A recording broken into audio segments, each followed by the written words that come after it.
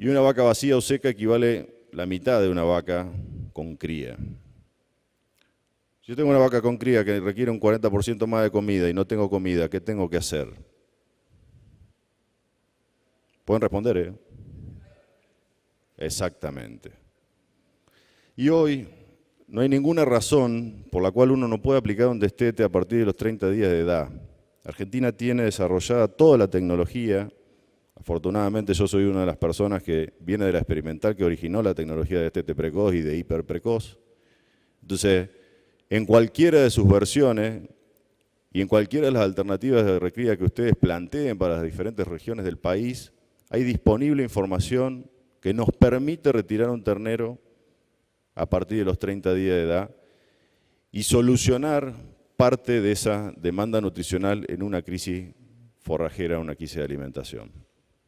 Por supuesto que todas las otras categorías también tienen diferentes niveles de producción, pero fíjense en los últimos dos renglones, cuando se trata de predios medianos a grandes, donde equivalen los toros y los caballos, o los yeguarizos, a 1.2 equivalentes vacas, o sea, requieren un 20% más de comida. Entonces, a veces muchos predios tienen 60, 70 caballos que son para trabajar, y eso también tiene que ser considerado cuando yo tengo poco que ofrecer. De destete precoz o hiperprecoz no vamos a hablar en profundidad de la práctica, siempre es una herramienta que en Argentina ha tomado en algunas regiones de forma sistemática como parte del sistema productivo y en otras una versión coyuntural para solucionar crisis forrajera o mejorar condiciones en categorías específicas, como puede ser la vaquillona de primer parto o la vaca de refugo. Pero sí, cuando se trata de recría de un ternero tan chiquitito, uno tiene una gran potencialidad en el uso de recursos caros, como son los alimentos concentrados o los granos, con un altísimo nivel de eficiencia, digamos. Estos animales, digamos, esto es una tabla que representa unos 700 terneros hechos en una unidad demostrativa que tiene el INTA de Concesión de Uruguay ya funcionando hace más de 4 años. Y fíjense, para estos niveles de ganancia de peso, 700, 800 gramos por día, yo utilizo entre 3,5 y 4 kilos de alimento tal cual, base grano de maíz, para alcanzarlo. Y pese al crecimiento de nivel de precio de maíz, que vale un 20% más, vale $30 más el maíz en Argentina por encima de los precios de Chicago, una cosa bastante rara. Aún así sigue siendo negocio producir kilos de peso vivo con categorías de terneros livianos y jóvenes. Cuando analizo dentro de las categorías de los vientres preñados que tengo, también tengo que hacer un nivel de priorización y esto es bastante antiguo en todas las regiones ganaderas. ¿Cómo lo hago? Y estableciendo cuál es la edad gestacional de los vientres y cuáles de ellos están más cerca de la aparición. En los últimos 3 meses de gestación, la vaca aumenta su demanda nutricional porque es el periodo donde el feto crece más. Entonces, esa categoría es la que debe ser priorizada cuando se trata de alimentación, tanto en cantidad como en calidad. Por lo tanto, si yo tengo escasez de forraje y tengo un potrero que es algo mejor, debería darle prioridad al lote de vaca que está más cerca de parir. Eso va a hacer que tengan menos dificultades al parto y que no tengan grandes mermas de peso del ternero al nacimiento. Hace un ratito preguntamos cómo estaba el pasto. Las vacas ustedes, ¿cómo están? ¿Así o así? Los que no se durmieron, respondan los otros. ¿Están bien?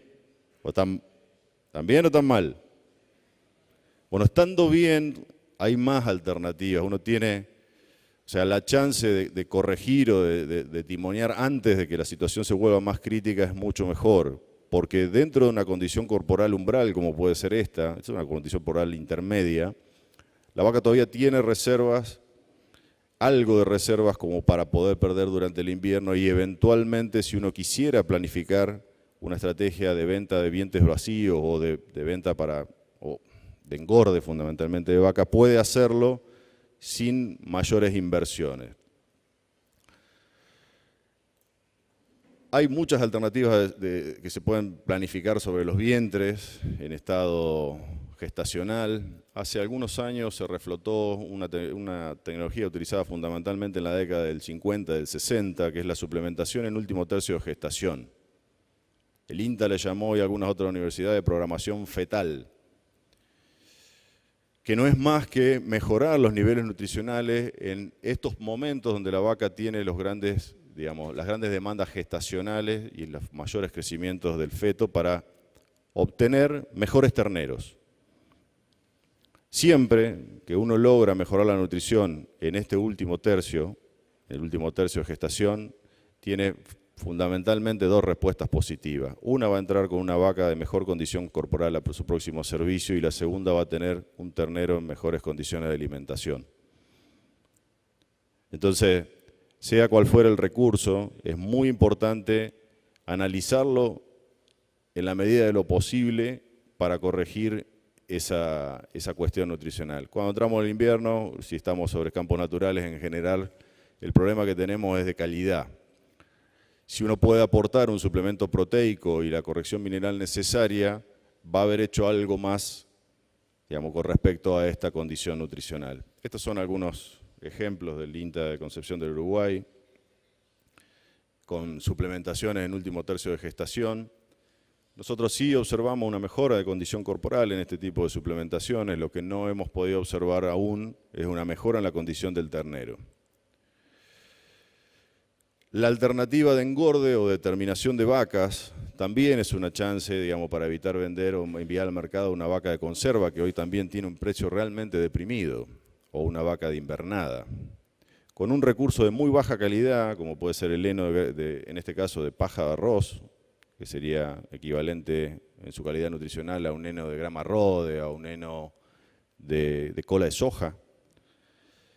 Si uno suplementa o uno suministra solamente ese heno, sin ningún otro tipo de corrección energética o proteica, en vacas adultas que inician su ciclo de alimentación con 370, 380 kilos, puede observar que no pierden ni ganan peso, solamente sostienen su condición corporal.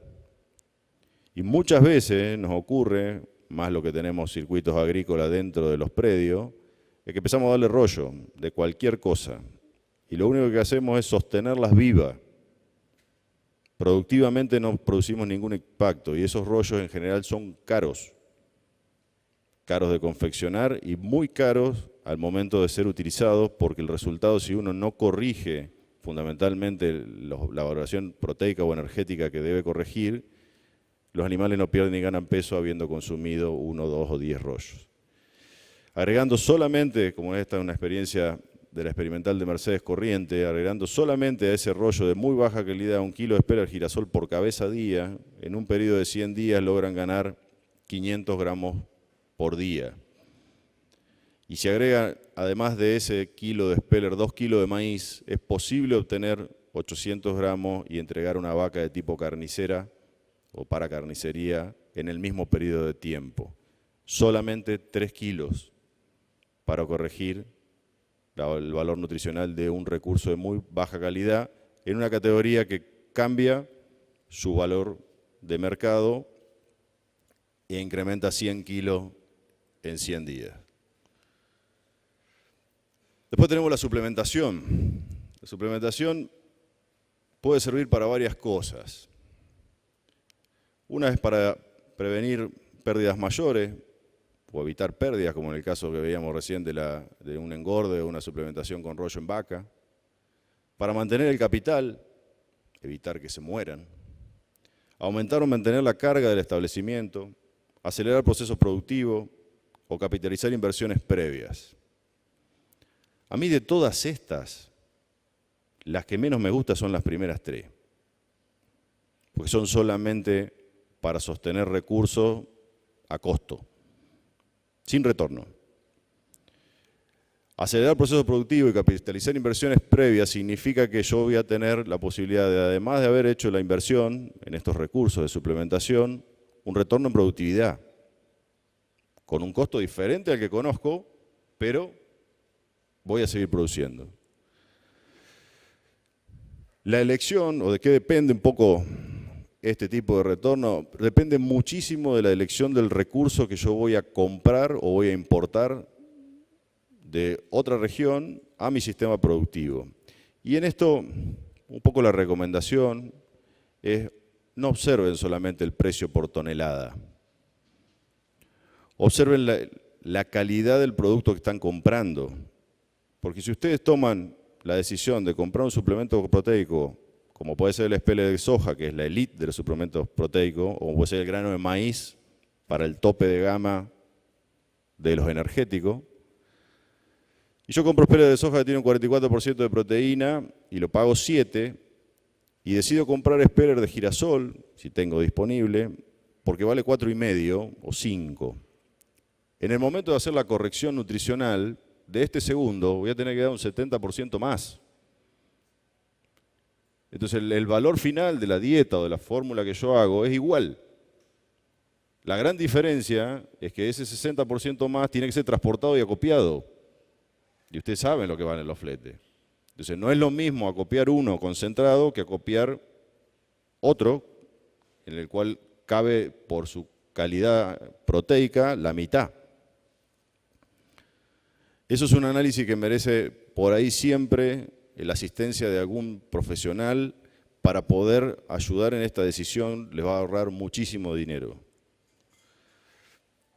Hace algunos años hemos trabajado, los últimos 4 le diría yo, mucho en suplementaciones en campo natural de categorías de recría. Categorías de recría, nosotros los campos naturales están basados en paja colorada, todo centro-norte de Entre Ríos. Y la consulta fue un trabajo hecho junto con los CREA, y la consulta fue cómo hacemos para que las terneras de recría no pierdan peso o queden estabilizadas durante los meses que van más o menos de marzo a noviembre. Y bueno, establecimos un sistema de suplementación incorporando una modalidad que nos gusta bastante, que es el autoconsumo. El autoconsumo es la oferta voluntaria de comida en las casitas, esas que se ven de madera, en los silos. Pero esencialmente la idea es que los animales puedan consumir un recurso o un suplemento sin la necesidad de estar operativamente suministrándoselo todos los días, como sabemos que funciona efectivamente, ¿no?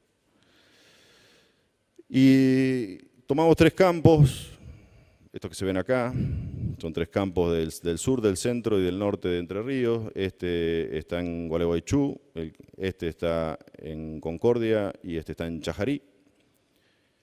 Y lo primero que observamos es decir, bueno, ¿sobre qué vamos a suplementar y en qué cantidad? Porque cuando se trata de suplemento, uno corrige con el suplemento lo que el recurso principal no le está dando.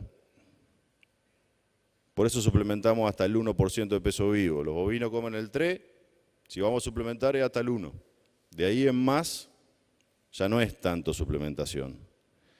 Y lo primero que nos encontramos es que teníamos en 2 campos más de 2.000 kilos de materia seca acumulada y en otro teníamos 1.000. ¿Cuántos son 1.000 kilos? ¿Cuántos son 500 kilos de materia seca a golpe de vista en un lote?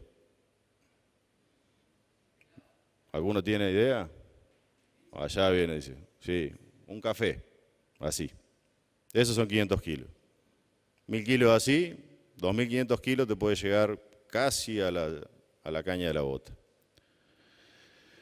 En este caso usamos una suplementación proteica esencialmente, integrada por grano de maíz molido quebrado, urea de liberación lenta, un premezcla mineral y sal gruesa común para lograr controlar el consumo. En esta combinación entre urea de liberación lenta y sal común, nosotros vimos que es posible a estos niveles de inclusión, 7,5 a 8,5% de inclusión de sal, controlar el consumo en el orden del 1%.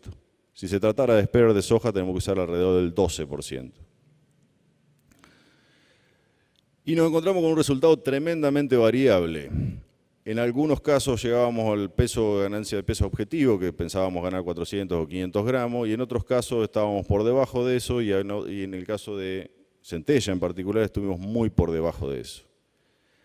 ¿A qué respondió esta diferencia de respuesta? Esencialmente respondió a la diferencia de los tamaños de los potreros, al acceso a las aguadas. En el caso de este campo, los animales no encontraban los comederos porque eran parcelas muy grandes y tenían aguadas naturales.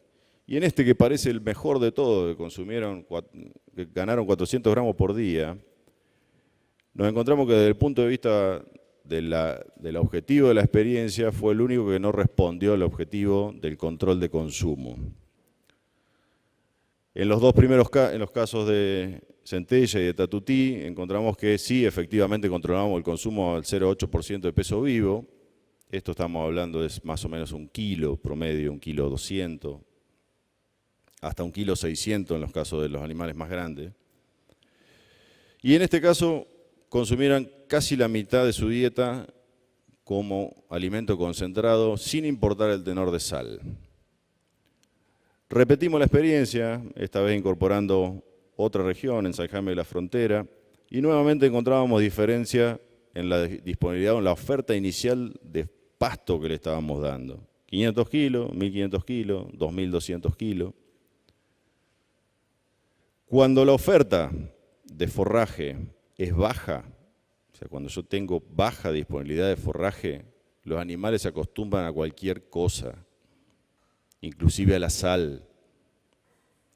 Entonces, no hay manera de controlar el consumo cuando mi recurso principal está agotado. Y en este caso, fíjense que con una oferta de 500 kilos y a pesar de tener una ración con un 7,5 a 8,5% de sal, volvieron a comer y comieron más cantidad, llegaron a alcanzar el 3% de su peso vivo. Entonces, en categorías de recría, tratándose de animales con un potencial de crecimiento alto, no tiene ningún sentido suplementarlo en un potrero que no tiene nada. Cuando digo no tiene nada es de 1.000 para abajo. ¿Por qué? Porque en condiciones de baja disponibilidad de forraje se aumenta el requerimiento de mantenimiento. El costo energético del pastoreo es mayor al aporte nutricional. Los animales caminan buscando algo que no encuentran. Se compromete la recuperación posterior y la persistencia de las pasturas, si son pasturas cultivadas por un sobrepastoreo. Se deteriora la calidad del pastizal y se dificulta el crecimiento del estado corporal y comportamiento de los animales. ¿Qué es esto? Y cuando uno tiene poca comida, lo que empieza a pasar es que hay una diferencia, empieza a diferenciarse el tamaño de los animales por competencia del recurso. Ganan los más fuertes, los más grandes no les va tan mal, los más chicos empeoran sustancialmente. En esas condiciones, si yo no tengo forraje disponible, la recomendación es confinar, y esto no es feedlot, confinar lo pueden hacer cualquiera de ustedes en cualquiera de sus pies con 2 hilos de electroplástico y un boyero eléctrico. ¿Con qué? Con lo que tengan disponible y con el ajuste necesario que se puede hacer para la categoría. Estas son algunas experiencias, las vamos a pasar medio rápido. Estas son suplementaciones con enograma Rode y una corrección proteica, donde uno si oferta solamente para terneros de 150 kilos enograma Rode, lo más probable es que pierdan peso. Si yo corrijo la proteína en valores de 1 kilo de espere, en este caso es 1 kilo de grano de maíz molido junto con urea de liberación lenta, o 1,5 kilos, uno puede lograr de 400 a 450 gramos de ganancia diaria de peso por día. Lo mismo para silaje. O bien, lo mismo pasa con el silaje. Lo que sí tenemos que recordar conceptualmente es que en las categorías de terneros chicos, de recría, chicos y jóvenes, ¿no? Un ternero chico y joven es un ternero de 200 kilos que no tiene más de 10 meses de edad. Si pesa 200 kilos y tiene un año y medio, es un novillito chico. En esto, digamos, uno tiene que recordar que la capacidad de consumo de estos animales está limitada. ¿Limitada qué? Limitada por su tamaño físico. Entonces yo le doy 2 kilos o 3 kilos de grano de maíz, que es para tener una ganancia diaria de peso de 800 gramos. Si tuviera que componer una dieta con un equivalente energético a maíz con rollos, por ejemplo, tendría que estar dándole 3 veces más rollo. 3 kilos, tendría que comer 9, 10 kilos de rollo. No tienen espacio para meter esa cantidad de rollo. Y además es un recurso que está en el tubo digestivo probablemente entre 36 y 48 horas. El maíz solamente pasa y está 12. Ocupa Mucho espacio por mucho tiempo.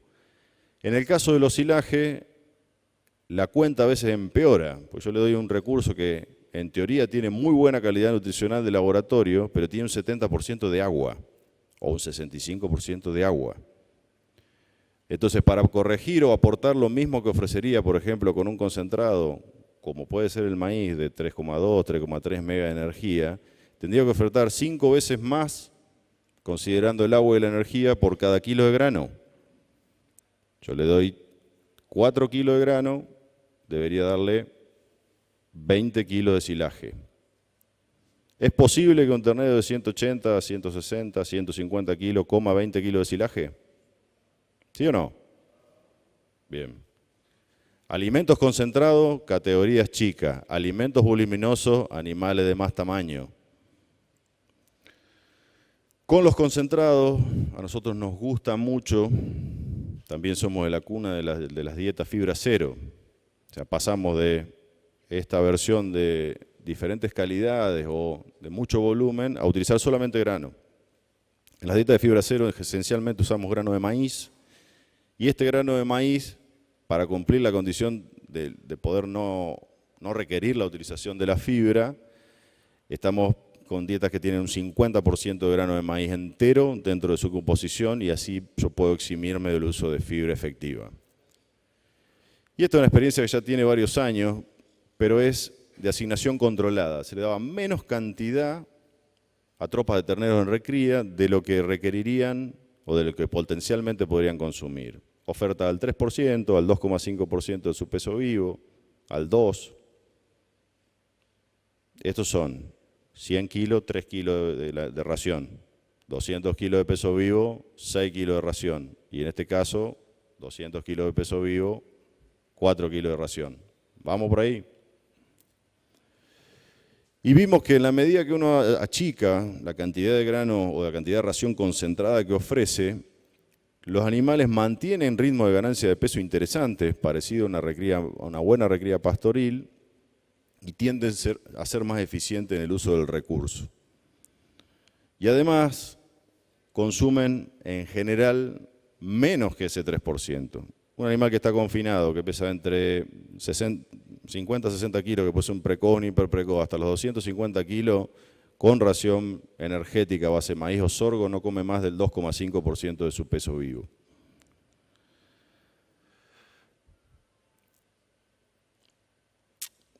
Y acá de vuelta, encontramos que se presenta una dificultad muchas veces cuando uno hace estas restricciones, que tiene que ver con lo operativo.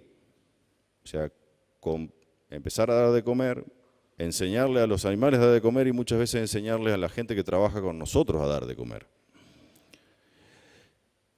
Y a veces aparecen problemas, normalmente los días lunes o los domingos. Entonces, yo hago una restricción nutricional donde doy una ración seca a terneros de recría entre los 60 kilos y los 200 kilos. Regularmente le oferto un 30% menos de lo que ellos desearían comer todos los días. Debo dárselo todos los días a la misma hora.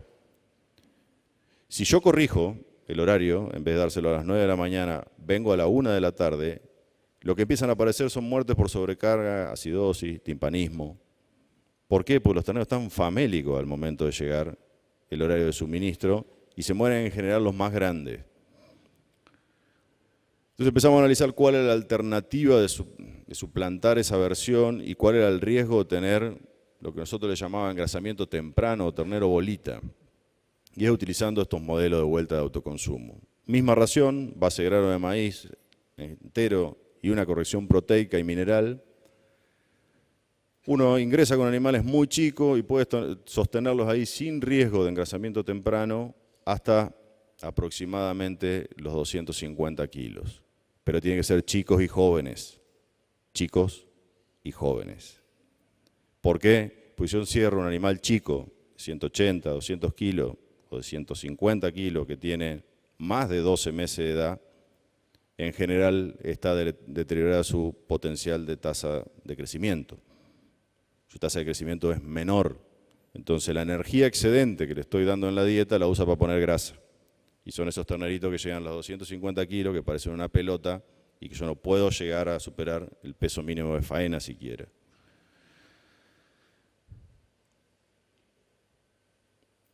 ¿Cuáles son las consecuencias de estos periodos críticos que tenemos en la producción de forraje? Y la aparición de terneros de esta calidad muchas veces. Terneros de esta calidad. ¿Qué les parece que puede pasar con estos animales si yo lo enfrento con una ración de buena calidad energética, una ración bien corregida?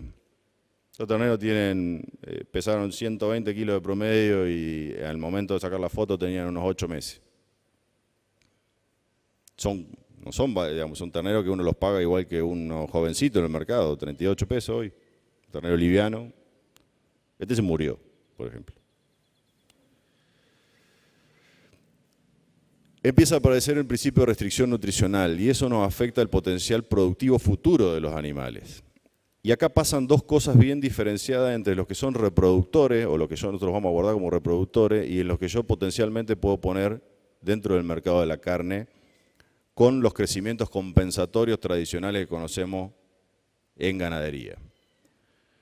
Esta es una experiencia donde decidimos mantener durante 15 meses a terneras de reposición desde destete precoz bajo un sistema de restricción nutricional versus un testigo sin restricción. Una dieta a base de grano de maíz entero todo el tiro, corrigiendo la proteína de dos formas, al principio con proteína verdadera hasta los 6 meses de edad y ahí en más utilizando el principio de utilización de nitrógeno no proteico. Y claro, de los 80 kilos a los 343 kilos, el lote sin restricción lo alcanzó en 12 meses de edad. Y en el mismo plazo, 12 meses de tiempo de confinamiento. Y en el mismo plazo de tiempo, el lote restringido, que veíamos que era más eficiente, pusieron 100 kilos menos. Cuando uno analiza cuánto gastó en uno y otro sistema, este me consumió de punta a punta 6.3 kilos de ración base maíz para producir cada kilo de peso vivo y este casi 5. Es mucho. 18, 20% más. ¿Cuál de los dos es más caro?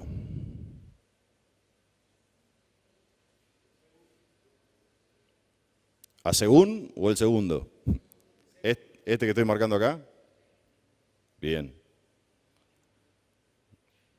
Es más caro, efectivamente, porque yo para lograr los mismos kilos necesité 4 meses y medio más.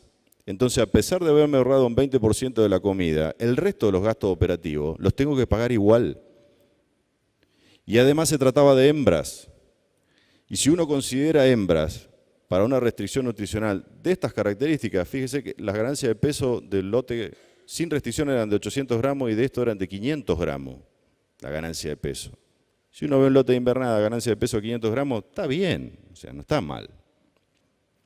Sin embargo, a los 12 meses de edad, solamente el 25% de las hembras restringidas alcanzaron un grado de desarrollo reproductivo que le permitía aceptar un inicio de servicio.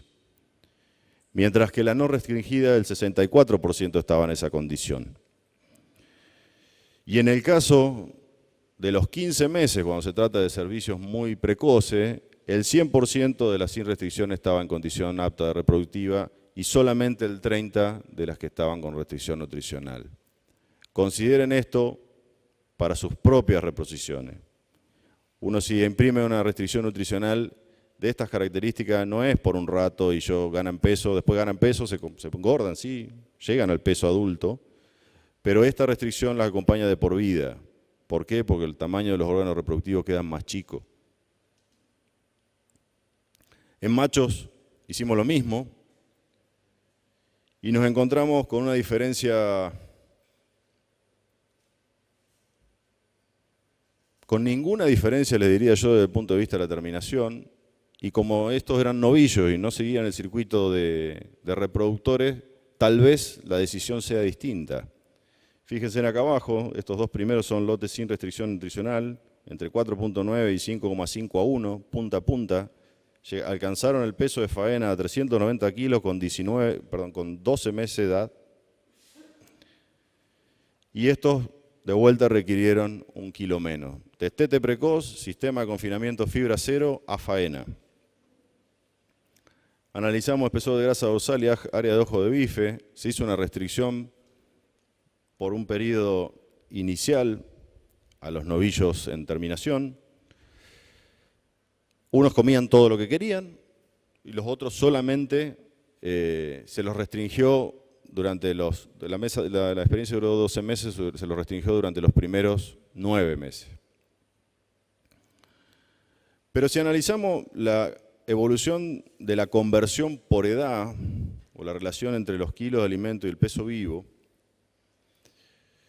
nos encontramos que a los 4 meses de edad, a los 6 meses de edad o a los 8 meses de edad, de animales que vienen comiendo con y sin restricción nutricional, son altísimamente eficientes convirtiendo grano en kilos de peso vivo. Cuando digo grano, grano, raciones sin fibra. Cuando entramos en el periodo de terminación, ahí sí es donde cambia la ecuación. Y pasamos a necesitar mayores cantidades de alimento para lograr la misma cantidad de kilos de peso vivo. ¿Por qué? Porque aparece el principio de engrasamiento. Y el costo energético de depositar la grasa es el doble de la de producir músculo. Es ahí donde yo tengo que elegir, digamos, qué categoría y a qué edad y en qué condición nutricional puedo imprimir este tipo de sistema. Si yo tomo un ternero viejo y liviano, lo más probable es que termine tapado de grasa a un costo altísimo. Para imprimir un sistema que utilice grano en altas concentraciones, necesito que el ternero sea chico pero joven también. Pasa lo mismo, la diferencia entre uno y otro, imprimiendo una restricción nutricional, en este caso fue de 3 meses. Uno decide si quiere terminarlo 3 meses antes o decide si quiere terminarlo 3 meses después, porque el costo en alimentación va a ser el mismo para ambos. Para finalizar, un poco, esto es un bombardeo de tecnología, hay de todo, pero uno podría puntear al menos algunos de estos criterios. En condiciones de crisis forrajera, destetar toda vaca con cría de más de 30 días de edad, vender o capitalizar o enviar a feedlot toda categoría invernada que esté en buena condición, acopiar cualquier recurso forrajero sin importar su calidad nutricional porque eso se puede corregir, ajustar la carga animal priorizando el estado fisiológico de los animales. Como vimos, los que están más próximos a parir deben tener una nutrición diferencial. Suplementar solo aquellos lotes con disponibilidad de forraje y en las categorías más chicas o sin condiciones de disponibilidad de forraje, confinar. Estas crisis, yo empezar hace ya, esta creo que es la 4ª conferencia que me toca de esto porque el área es bastante grande, que afectó, digamos, la crisis climática. Primero, digamos, en octubre del año pasado no podíamos sembrar el maíz porque había barro. Y resulta que para marzo estábamos con una crisis de seca infernal. Empecé a mirar un poco para atrás cuál era la bibliografía o las cosas que se habían hecho y me encontré que en 2008 aparecían estas 2 publicaciones. Una es del INTA de Mercedes Corrientes y otra es del IPCBA, integrada por información del INTA de Mercedes Corrientes, de Colonia Benítez y de Concepción del Uruguay, realizada por el IPCBA. Si uno mira más para atrás, nos íbamos al año 97-98 con una crisis climática similar. Y si uno mira más para atrás, otros 10 años. No se puede sacar conclusiones con el clima, pero lo que la historia nos está marcando es que más o menos cada 10 años nos pega una. Lo importante es prepararse. Y por ahí, digamos, yo no digo prepararse juntando alimento o acopiando, porque eso es impredecible. Preparándose intelectualmente. Lo que necesitamos es mayor velocidad de toma de decisiones cuando tenemos crisis. Los ganaderos somos bastante conservadores en ese sentido. ¿Por qué? Porque como el precio está bajo, esperamos a que mejore. Y como no llueve, esperamos a que llueva para que tengan más kilos. Si no tomamos la decisión a tiempo, lo único que tenemos es un problema cada vez mayor. Bueno, muchas gracias por su atención y muchas gracias al IPCBA.